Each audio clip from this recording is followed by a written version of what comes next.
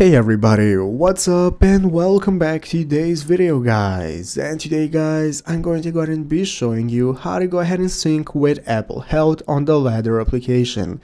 This is a very simple thing to do, so make sure to watch this quick and easy video till the very end, follow my steps correctly, so you can make sure this works the same for you and you can do this yourself.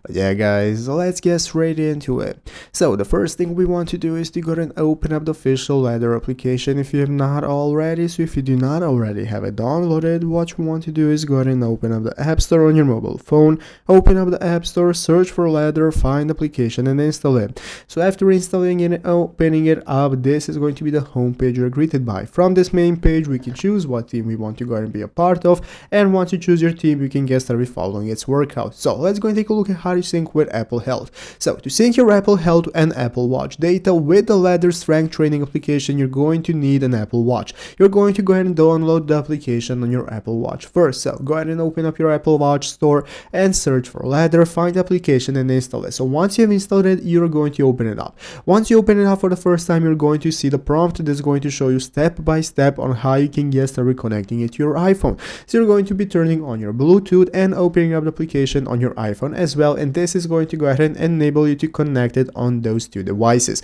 So after that guys, you can get started with syncing natively, but you are going to have to enable the correct permissions, and then you can follow your heart rate, you can follow your workouts, input data and so on, and that is how it's done.